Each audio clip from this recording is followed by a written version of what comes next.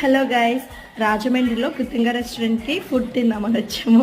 యాక్చువల్గా రెస్టారెంట్ 7కి అయితే మేము ముందే వచ్చామన్నమాట, వర్షం పడుతుందని. రెస్టారెంట్ ఇంకా ఓపెన్ కూడా చేయలేదు, కిచెన్ టీం కూడా ఎవ్వరు రాలేదంట. ఖాళీ రెస్టారెంట్ చూపిస్తాను, ఎవ్వరు లేరు. ఫుడ్ డిపార్ట్మెంట్ కూడా ఎవ్వరు రాలేదు ఇంకాను. మేము ముగ్గురమే దండం పెడుతున్నాము ఇక్కడ.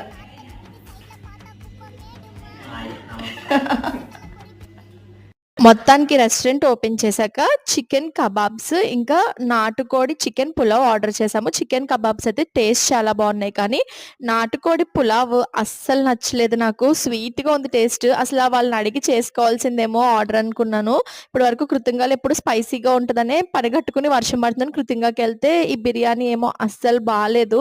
నాకు ఇది ఒక వర్స్ట్ ఎక్స్పీరియన్స్ కృతంగాతో. ఫస్ట్ అయితే మటన్ బిర్యానీ కోసం అడిగాము, మటనే లేదంట. రోజు సండే మటన్ లేకపోవడం ఏంటో.